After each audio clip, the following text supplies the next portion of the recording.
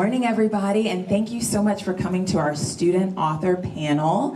We have some brilliant authors here who are going to tell you about the books they've written, but first, we're going to hear a story from my friend, Mr. Stephen Nobles, who does so much to make CCSD schools awesome. Let's give another round of applause for Mr. Stephen.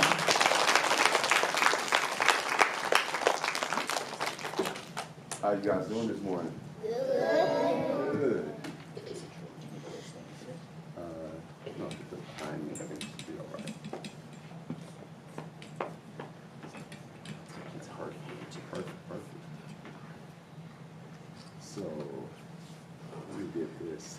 So, like she said, my name is Stephen Nobles, and I do something called Storytime with Mr. Stephen to get kids your age to be as interested in books as I am, or as I was when I was your age. So, I know I'm pretty tall, but I used to be your size, and when I was this size, I loved reading. When I went to high school, I loved reading. When I went to college, I loved reading, and now as an adult, I still love reading. How many of you guys enjoy to read? Okay, good number. Good number. How many of you guys have ever seen me read before? You guys have? Yes. Good deal, good number. So today, we are going to read a book titled Jabari Jumps. It's a book about a little boy who wants to jump off the very tall diving board. He's a little nervous. How many of you guys know how to swim? Oh, hands down, good job. Man, I learned how to swim as an adult. So what I'm going to use for this reading is an app called Novel Effect that's going to assist. And that's why I have my speaker back here. I put it on this side so the crowd can hear it to assist me with this. So, are you guys ready? Yeah! Are you guys ready? Yeah! I usually ask the third time, but I won't. Let's get this started.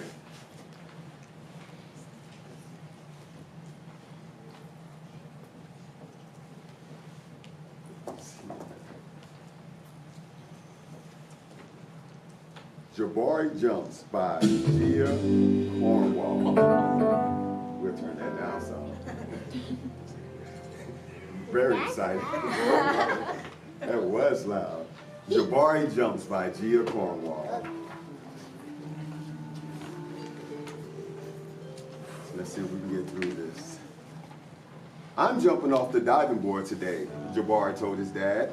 Really? Said his dad. The diving board was high and maybe a little scary, but Jabari had finished his swimming lessons and passed his swimming test, and now he was ready to jump. You guys see Jabari? Yeah! I'm a great jumper, Jabari said, so I'm not scared at all. Jabari watched the other kids climb the long ladder. They walked all the way out to the end of the board, as big as tiny bugs. Then they stood on the edge. They spread their arms, spread your arms. They bent their knees, and they sprang up, up, up. And then they dove down, down, down. Splash. Looks easy, Jabari said. But when his dad squeezed his hand, Jabari squeezed back. You guys think Jabari's nervous? Yeah! I think so. You guys think he'll still jump? Yeah! All right, let's see. Yes. Jabari stood at the bottom of the ladder. He looked up. You can go before me if you want, he told the kids behind him. I need to think about the kind of special jump I'm going to do. Jabari thought and thought. You think he'll do a backflip? All right, let's see. Oh, he might go do All right, let's see. Jabari started to climb up and up. This ladder is very tall, he thought. Are you okay? Called his dad. I'm just a little tired, said Jabari. Maybe you should climb down and take a tiny rest, said his dad. A tiny rest sounds like a good idea. I want to jump. You guys see Jabari coming back down the ladder? Yeah. When he got to the bottom, Jabari remembered something. I forgot to do my stretches, he said to his dad. Stretching is very important, he said. I think tomorrow might be a better day for jumping, Jabari said. They looked up at the diving board together. It's okay to feel a little scared, said his dad. Sometimes, if I feel a little scared, I take a deep breath, and I tell myself, I am ready. And you know what? Sometimes it stops feeling scary, and I feel like I'm a little surprised. Jabari loves surprises. You guys love surprises? Yeah! Oh, I love a good surprise too. Jabari took a deep breath. He felt it fill his body from the ends of his hair down to the tips of his toes. Jabari looked up at the ladder and he began to climb. Up, up, up. Until he got to the top, Jabari stood up straight. He walked all the way to the end of the board. And then he jumped. His toes curled around the edge. You see his little toes? Yeah! Jabari looked out as far as he could see. He felt like he was ready. I love surprises, he whispered. You guys love surprises? Yeah! He took a deep breath. He spread his arms. He bent his knees. And then he sprang up, up off the diving board, flying. And Jabari hit the water with a big splash. You can pick up your nose. He did. Like this. Down, down, down he went. And then back up. Whoosh. All right. Jabari said, Jabari, you did it, said his dad. I did it, said Jabari. I'm a great jumper. And you know what? What, said his dad? Surprise! Backflip is up next. The end. You guys give Jabari a hand.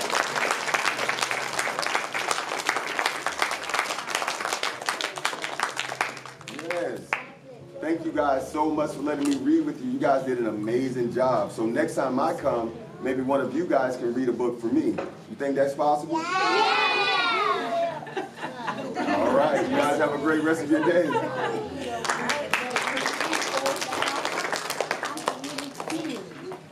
All right, thank you so much, Mr. Steven. Did y'all love that book? Yeah!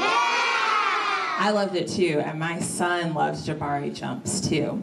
So today is a really special day because it's February 28th, which is the last day of Black History Month. Raise your hand if you knew that this was Black History Month this month. My friends at the Athens Clarke County Library and Books for Keeps, we thought it would be appropriate during Black History Month to honor some Black authors. You guys see any Black authors in the room? Yeah! Where are they? Oh, they're right here. Did you know that you can be an author while you're still a kid? Yeah! That's pretty cool. You can, but not many people do it. It's a really special thing. So we're gonna learn about these young authors here, and we're gonna learn a little bit about their books. So first, I would love for our panel of authors just to introduce yourself and then show everyone your book and tell them the title of your book. Hi, my name is Jadin Fielteau, and I'm the author of The Woodlander.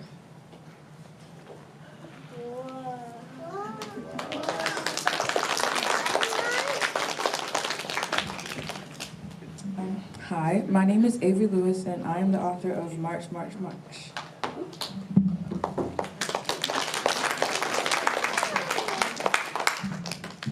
My name is Arieyonna, and my title is book, Butterfly Can Do Everything. All right, and what's your name? Kyrie. And here, let them use that one. And tell them the title of your book. It's about a tree. It's My Mom and Dad with the Tree. That's awesome. So next, if you could elaborate a little bit, tell us in one sentence or so a summary of what your book is about. My book is about a 12-year-old girl named Aunt Marie who finds another world in her backyard. My book is about a 6-year-old girl named Gina who overcomes her fear of marching to stand up for what she believes in. Mine is about I can draw because he could draw. And what's your book about, Kyrie? My mom and dad grew a tree. They grow a tree. That's awesome. That's amazing. So I'm going to ask you guys a few more questions. And if you don't have an answer, you can just pass the mic to the next person if you want. I'm curious, what is your favorite part of your book's plot? We know that plot means the sequence of events that happen in a story. So I wonder, what's your favorite part of the plot of your book? I think it was the setup for when she first finds a world in her backyard. I enjoyed creating that part. My favorite part was when she overcame her fear of marching and like listened to her mom and put a smile on her face and went back out and did what she had to do. My favorite part was the snowflake because it was like so cool with the snowflakes. Wow, your book has snowflakes in it. And what's your favorite part of your book, Kyrie? You could even show them the page if you want to. Do you have a favorite page? Yeah. Has anybody read Kyrie's book before? Yeah! Look at all your fans. I bet they have a favorite part too. Oh, this is his favorite page. Let's look. It says, "We are watching at my window." Wow. He does. So sometimes when we're talking about people who become writers, it's interesting to know where they got their ideas from. Or sometimes we might call it their inspiration. So my next question is, what inspired you to write your book? What was it in your life or your world that made you want to write My Mom and Dad with a Tree? We'll start here with Kyrie. What inspired you to write your book? Or where did you get your idea? I dunk it up and then I didn't. He thunk it up and then he did it. I love that. Okay, can you pass down to Arieyonna?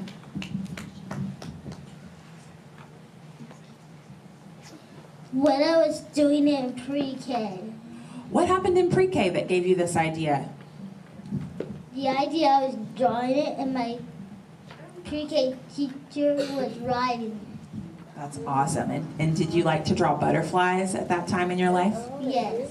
That's so cool. All right, what about you, Avery? Well, when I was in 5th grade, like protesting and marches were all over like the news, so that was a common thing to see on TV. So when they asked me what I wanted my book to be, I was like, well, why not write about that? Because there was so much information about it that it would be like easy to do so. Well, I've had this idea in my head for years now, and I feel like I've just gotten inspiration from a lot of the artists that I've seen, and a lot of the stories that I've read because I love reading. So it's all, I guess, it all came up to that. I love that. And I'm thinking we forgot to share where each of you go to school, or what's your learning setting. So could you share that as well? I've been homeschooled since 5th grade, but I was in elementary school. That's cool. And can I ask you a follow-up question? So as a homeschooler, was this a project that your parents told you were going to do, or was it just something that you came up with on your own?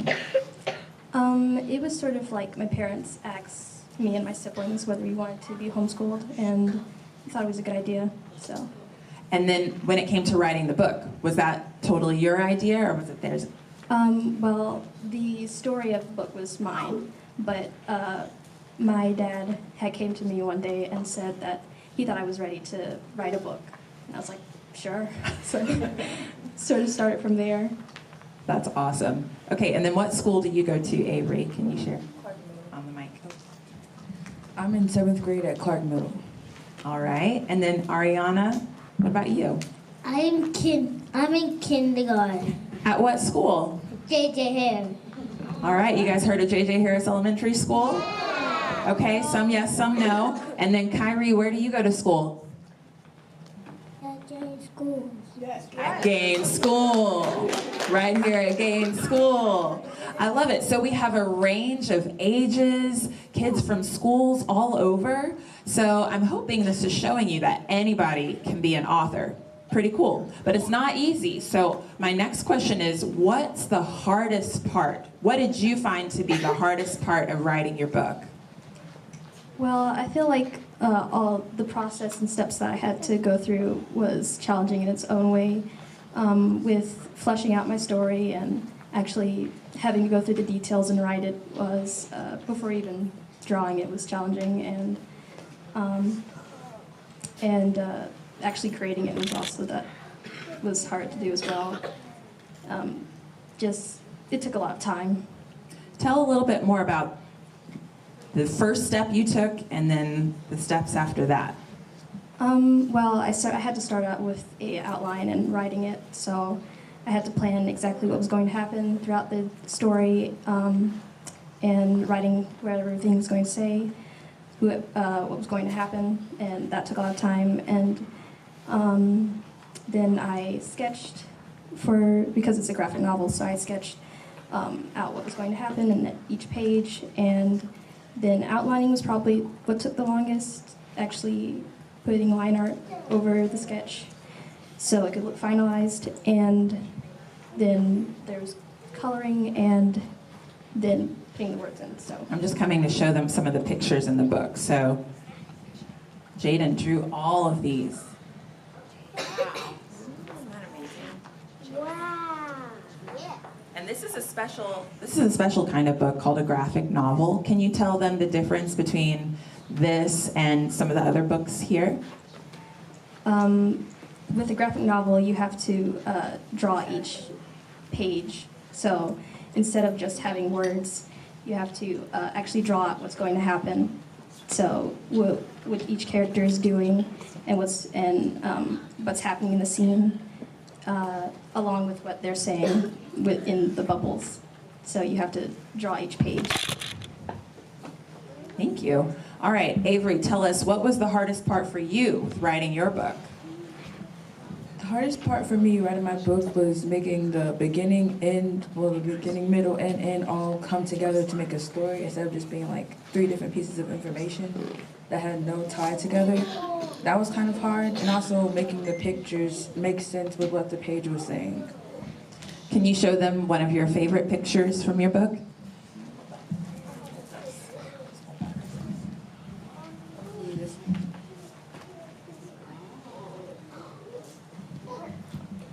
Nice. All right, so Arieyonna, what was the hardest part of writing Butterflies Can Draw Everything? The octopus, because it has like an A and an N. So spelling the word octopus was hard? Or drawing it? Drawing it. Drawing it, okay. Let's see if we can find the picture. I'm drawing 8 legs, and I did draw 8 legs. That's a lot of legs. Let's see, where's your octopus? I'm just going to show them some of these pictures. Wow! You can see it has a butterfly being an artist on every page. So cool. Okay, Kyrie, your turn. What was the hardest part of writing a book?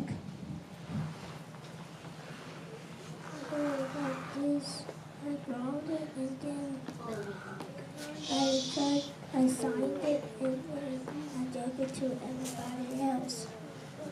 Okay, so he's telling about a special event that happened. So Avery and Arieyonna and Kyrie's books were all published with the help of an organization called Leap for Literacy, which is run by our friend Stan Tucker.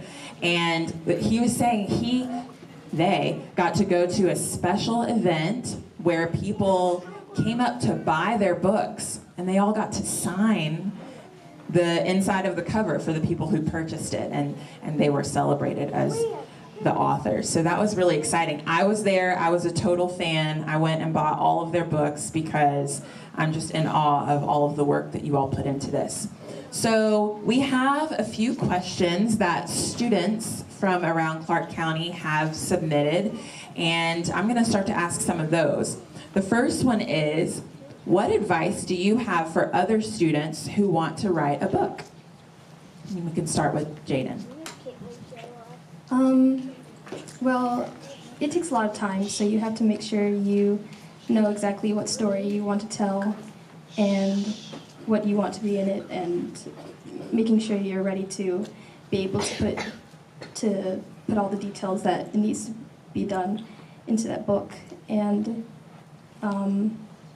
going through the whole process of that. So it's really sort of making sure you're up for it, up for the challenge, and then you just do it. I would say, like, let your imagination and creativity lead you. Try and be creative. Try and make like a new story. If you want a book in your library that's not there, and you want it there for, like, if you like to read books like that and they're not there, then you can make it. Like, use your creativity. If you don't have your book in the library, just sign it, and the last one will be in the library. All right, do you have any advice for your classmates who want to write a book? What would you say to them?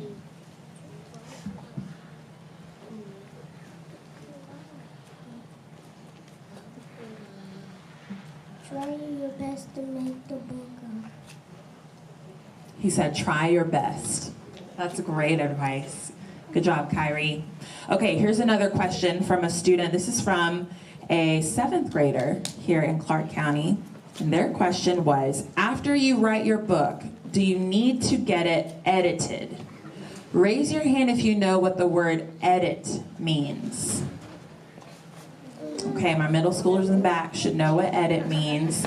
Edit is when you take what you've written and you make it even better. So you might have to make some changes to what you wrote or what you drew. You might have misspelled some words. You might need to change a sentence so it flows a little better. That's editing. And let me tell you, as someone who's written a lot, that's the hard part. So let's ask our authors about editing. So Kyrie, after you first wrote your book, did you have to edit it? Did you have to change it to make it better after that? I have to edit it. You did. Did you have help from people who helped you edit? Yes. Who helped you? My other teacher from the other grade. In the 1st grade. He said some of the 1st grade teachers helped him edit his book in addition to his own teacher. That's really great. It's good to go to people who are more experienced in writing than you to have them help you edit. All right, can you pass to Arieyonna? Did you have to edit your book? Yes. Oh man, who helped you edit your book? Nobody. All right, so you just looked at it and you said, no, that needs to be better, and you changed it yourself. Yes. That's awesome. Okay, what about Avery? So, well, after I wrote my book, I wrote like a rough draft of what I wanted and got all the themes in there that would make sense. And then I edited words, edited my grammar, and Google was used a lot to make sure I spelled things right. And I asked my parents, like I would read it to them and say, does this make sense? And they'd be like, yeah, or they'd say no, and then I have to change it. But I used my parents' Google and like my resources to help me make it more sense. That's awesome. So she said she used a computer to help her a little bit. Thank goodness for computers. They can help us a lot. What was your editing process like, Jadin? I edited it throughout probably the whole book, because when I wrote it, definitely more of a rough draft. And even as I was going through and reading it over again while drawing, I would just see mistakes that I would quickly fix, or something that didn't sound right and I'd have to fix. And so it was like that throughout the entire book. And then at the end, I asked my parents to help go over the entire thing and help me see what makes it flow right. That's really great. So be prepared. If you write a book, it's not going to be perfect the first time. You're going to have to get people to help you make it better and better. And we call that writing a rough draft, and then a second draft. And then once it gets like this, see how this is all shiny and perfect? That's called being published. So these 4 students are all published authors because they have the final draft of their book printed and ready to be in a library.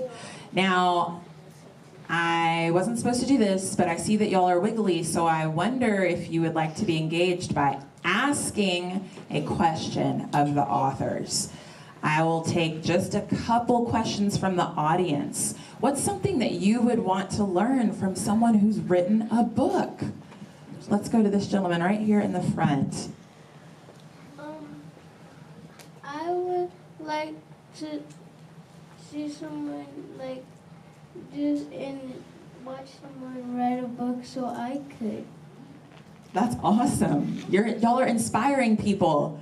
Okay, what about right over here? What's your question?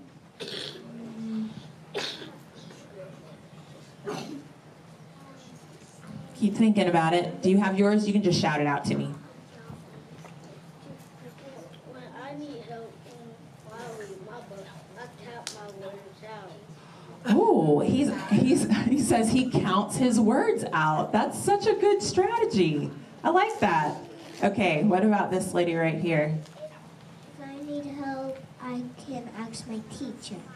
That's exactly right. Your teachers are here for you. Okay, anybody have a question?